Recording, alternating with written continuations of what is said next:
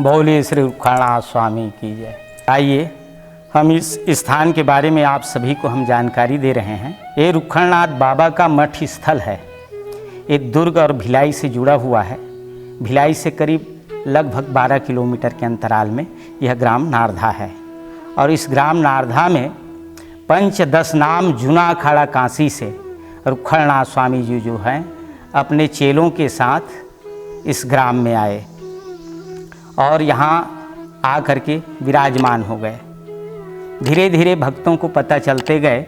नागपुर के राजा और खैरागढ़ के राजा, इन दोनों को जब पता चला तो वो लोग अपने सैनिक पलटन ले करके इस स्थान में आया करते थे। बताते हैं जब एक समय खैरागढ़ के राजा आए तो इसको तीजरा नामक ज्वर आ रहे थे। तीजरा 3 रोज का ज्वर होते हैं। तो अपने चेलों से कहे कि अरे कहे हमको कंबल देना रे, राजा साहब आए हैं, कुछ क्षणिक चर्चा करेंगे हम।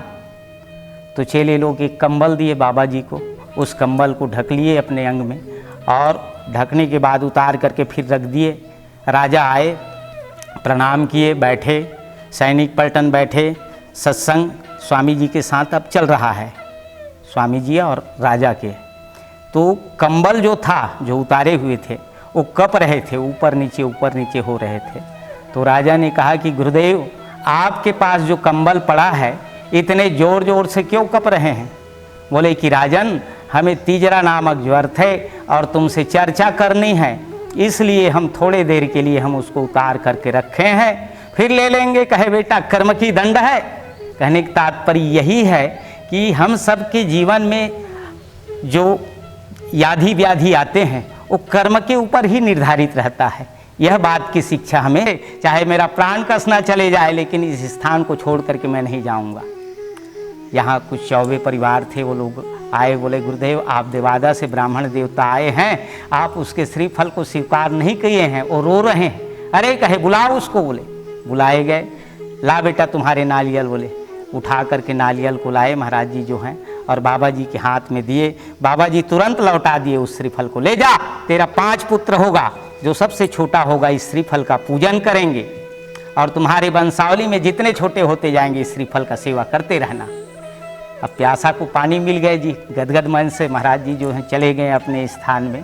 धीरे धीरे कृपा हुई, 5 पुत्र हुए, 5 से 10 20 ऐसे फुंडा देवादा राखी रवेली ऐसे छकाछक पूरा संसार बन गए दुबे परिवार का, है ना। तो उस श्रीफल को अभी तक के वो लोग संभाल करके रखे हैं। और आज के समय में उस श्रीफल के लिए एक मंदिर बनाया गया है और वहाँ उस श्रीफल को स्थापना किया गया है। चांदी के कवर में उसको ढका गया है और प्रतिष्ठा के समय मैं स्वयं गया था देखने के लिए, है ना। ये प्रमाण वहाँ का है, ये देवादा की प्रमाण है ना। तो जब भीड़ बढ़े तो बोले हम समाधि में बैठेंगे ताकि हमारी ध्यान में कोई प्रकार के विघ्न उत्पन्न ना हो। अब समाधि की तैयारी की गई, सब मुनियादी करा दिए गए। पहले घुड़सवारी लोग थे, नगाड़ा ठोकते थे और मुनियादी किया करते थे, है ना। सब आ गए भक्तजन, राजा महाराजा लोग, सब तैयारी चली, सब पूजा पाठ की। फिर अपने हाथ से गोबर से हनुमान जी बनाए। गोबर मतलब मंगल की प्रतीक, शुद्धता की प्रतीक, हर दृष्टि से पावन। और अपने हिंदू संस्कृति में श्री गणेशाय नमः वही गौर गणेश से किया जाता है। इसलिए बाबा जी जो हैं हनुमान जी को गोबर से निर्मित किए, गौर गणेश के रूप में। चाहे गौरी गणेश कहो, चाहे हनुमान, जय सिया राम जय जय हनुमान, और गौरी शंकर राधे श्याम, समस्त देवी देवता वास करो यहाँ। हनुमंत जी आप यहाँ बैठिए, हम वहाँ समाधि में जा रहे हैं, इस सेवक की संरक्षण करना। भाई आप यहाँ बैठे, हम वहाँ बैठ रहे हैं, हमारी रक्षा करना। साधु संत के आप रखवारे, आप हमारी रक्षा करना। ऐसे कहकर बाबा जी जो है सबसे मेल भेंट करके फिर 10-15 फीट नीचे गहरा खुदाई किए गए थे, वहाँ सीढ़ी बने हुए थे, वहाँ से नीचे उतरे अपने गुफा में और जा करके बैठे। अपना दंड कमंडल मृगचर्म बाघाम्बर लेकर के बैठे। साक्षात विश्वनाथ एकनाथ रुक्खानाथ बन छत्तीसगढ़ में आए, साक्षात शंकर जी है ना। बैठ गए अपने समाधि में, रुद्राक्ष माला पहने हुए, विभूति रमाय और फिर ध्यान किए। फिर संकेत किए कि अरे कि हम जब ध्यानावस्था में जाएंगे तो ढक देना, समाधि को खोलना नहीं। ऐसे करके फिर अपना बैठे, बाबा जी ने संकेत किया, ढक दिए गए समाधि को, समाधि बन के तैयार हो गए। समाधि के ऊपर मंदिर का निर्माण करा दिए गए और शिव परिवार को गर्भगृह में बैठा दिए गए और भगत जगत लोग अपने अपने स्थल चले गए थे, जहाँ जहाँ से आए थे। अब लीला क्या हो रहा है, लगा है समाधि नारदा में, प्राकटय हो गए खैरागढ़ में, वहाँ धूना चिमटा त्रिशूल गड़ गए महाराज जी के। देखो देखो गांव वाले लोग भीड़ लग गए, जा जा कर के सब प्रणाम करने लगे। फिर गांव वालों से कहे कि अरे कहे जाओ तुम्हारे सरकार से कह देना कि कोई महात्मा आए हैं और बुला रहे हैं, कहना राजा साहब से, ऐसे करके। तो ये लोग जा कर के राजा को बताए, महाराज जी एक तपसी आए हैं, आपको बुला रहे हैं।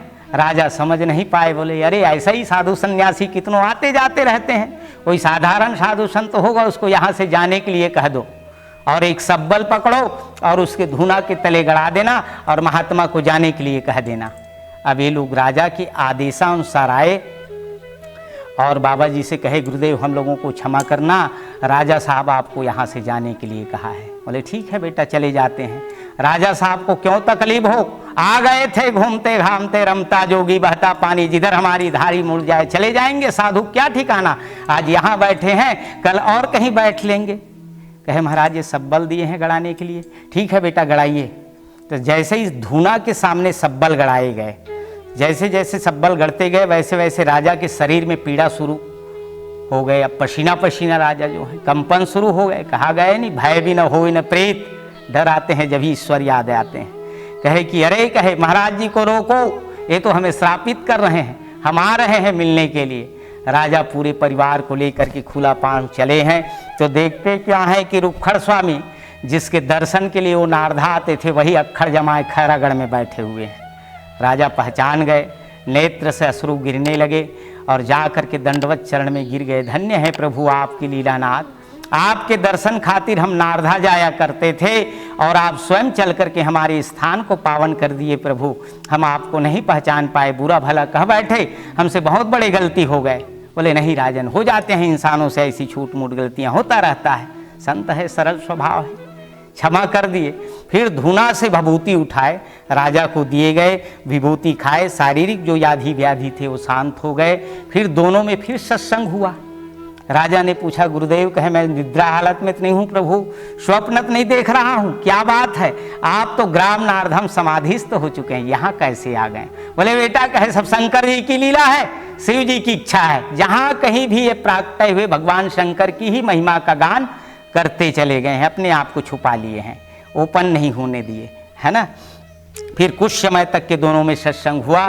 फिर धूना से विभूति उठाए और बोले कि भगवान शंकर इस धूना को चैतन्य रखना, प्रज्वलित, बूझने नहीं देना। कहे वहाँ से विभूति उठा करके 5 कदम आगे बढ़े हैं, उस विभूति को नीचे जमीन में छोड़े हैं और राजा को बोले कि राजन जब तक मेरी मढ़ी तब तक तेरी गढ़ी। कहे अलोप हो गए स्वामी जी, समा गए भस्म में। देखो देखो तंत्र ध्यान हो गए। अब वो विभूति का जो पिंड है, बढ़ते बढ़ते ये पिंड है, देखना उसका दर्शन मतलब महाकाल का दर्शन है, पिंड दर्शन महाकाल का दर्शन है, खैरागढ़ में है जागृत, है ना। और इनका धूना खैरागढ़ में अभी तक के प्रज्वलित है। उसके बाद काशी जी में दर्शन दिए, किसको, गांव वालों को। गांव वाले लोग पद यात्रा गए थे, एकाएक स्वामी जी से भेंट हो गए विश्वनाथ जी के मंदिर में। ये लोग घबरा गए, भाई यहाँ जमीन में गढ़ते देखे हैं, वहाँ साक्षात देख रहे हैं। फिर पूछे गुरुदेव आप हमारी गुरुजी हो। हाँ बेटा क्या बात है प्रभु आप यहाँ। हाँ बेटा विश्वनाथ की मर्जी है रे, सब शंकर जी की लीला है। कुछ दिन रुके वो लोग, जब तक रुके थे तब तक दर्शन दे रहे थे। तो स्वामी जी से भेंट हो रहा था, गांव आने के नाम नहीं ले रहे थे जी। अब विचार आए, ध्यान आए घर का कि गुरुदेव कहे बहुत दिन हो गए प्रभु, अब हम लोग गाँव जाएंगे, बाल बच्चे लोग याद करते होंगे प्रभु। ठीक है बेटा जाना चाहते हो जाओ भाई। अब आए धीरे धीरे, खाते बनाते जी, पहले पद यात्रा आया करते थे, आते जाते थे, सुख सुविधा नहीं थी, है ना। अब आए गांव में, तो गांव का सरहद होते हैं मेड़ो, वहाँ पर आए, फिर 3 आवाज दिए बेटे रुक जाओ थोड़ी देर। अब जा ही रहे हो गांव में, लेकिन हमारी बात सुनते जाओ। ये लोग चरण में गिरे हैं। फिर कहे कि देखो बेटे तुम लोग गांव में जा कर के किसी से न कहना कि स्वामी जी से विश्वनाथ जी में भेंट हुआ है, इस रहस्य को गुप्त रखना, और कहीं बताए तो तुम लोग नष्ट हो जाओगे। और जो भी प्राणी हमारे स्थल में आएंगे, जो भी कामना के लिए, उनकी मनोकामना सदैव हमारे स्थान से पूर्ण होते रहेंगे और विभूति हमारी आशीर्वाद रहेगी। स्वामी जी अंतर ध्यान हो गए। लोग आए गांव में तो कहे कि बाबा जी का दर्शन किए हैं तो क्यों ना उसके मठ मंदिर में पहले भेंट कर लिया जाए। स्वामी जी के दर्शन किए इसका मठ का गांव वाले लोग, फिर अपने अपने घर चले गए पान प्रसाद लेकर के। अब समय जो है बीत रहे हैं और अवस्था ढल रहे हैं और जो दृश्य देखा था वो झलक रहे हैं, सामने आ रहे हैं। बताएं कि नहीं बताएं इसको? तो बता रहे हैं तो नष्ट हो रहे हैं, नहीं बता रहे हैं फिर भी ये तो अंदर रुक नहीं पा रहा है। तो विचार आए, पहले तो पढ़े लिखे नहीं थे लेकिन बुद्धिजीवी जरूर थे, आत्मज्ञानी, है ना। तो कहे कि अरे कहे एक ना एक दिन तो मरना ही है, तो नाना प्रकार की बीमारियों से क्यों ग्रसित होकर के मरे, क्यों खटिया में मरे। अरे मरे तो स्वामी जी के श्राप से, जिनसे हम लोगों का मोक्ष हो जाए और आने वाली जो हमारी पीढ़ी है कम से कम ये तो जाने कोई नागा बाबा गाँव नारधम समाधि लगा करके बैठे हैं, ऐसे जाने करके तमाम रहस्यों को गांव के सामने खोल दिए, महात्माओं के सामने खोल दिए। वो लोग नष्ट हो गए। उसी दिन से हम लोग बैठे बैठे इनकी विभूति सबको देते आ रहे हैं। सनातन देखिए, स्वामी जी के बहुत सारे शिष्य थे, हम दिखाए थे उस वंशावली वृक्ष में, है ना, जिसमें दत्तगिरी जो है दत्तक पुत्र हुए, है ना। दत्तक पुत्र मतलब मुंडित पुत्र। तो इनका ब्रह्मचर्य बढ़ रहे थे। स्वामी जी का संकेत हो गया, अरे कहे सब ऐसा ही रह जाओगे रे, फक्कड़ ही फक्कड़, हमारे आगे ना पीछे, तू विवाह कर ले ताकि हमारी मठ में कोई संतान चाहिए, जल देने वाले, दीपक धरने वाला तो चाहिए मठ में। ऐसे करके तो ये विवाह किए। कहाँ से? बालोद तहसील के पास पीरित पापरा नाम करके गांव है, वहां से महाराज जी जो है विवाह किए दत्तगिरी जी, और वहाँ विवाह करके यहाँ आए। ये संन्यास आश्रम है, अब गृहस्थ आश्रम की ओर पलटी मारी, लीला पट बदली अब, है ना। 5 पुत्र हुए, 5 में 3 फिर संत हो गए, निकल गए, 2 बच गए, बसंत गिरी महाराज जी और हीरागिरी। तो बसंत गिरी और हीरागिरी का 2-2 पुत्र हो गए। तो बसंत गिरी बड़ा पुत्र हुआ, तो बड़ा पुत्र का 2 पुत्र में खेमगिरी महाराज जी बड़ा पुत्र हुआ। खेमगिरी से फिर 5 पुत्र हुए, जिसमें मंगलगिरी, जंगलगिरी, जगन्नाथगिरी, रघुनाथगिरी, कुलेश्वरगिरी। कुलेश्वरगिरी सबसे छोटे हैं जो इस मठ में आसीन है, उसका बड़ा पुत्र मैं सुरेंद्रगिरी हूँ। इस तरीके से परंपराबद्ध स्वामी जी का स्थान चले आ रहे हैं। सनातन। बोलिए रुखड़नाथ बाबा की जय।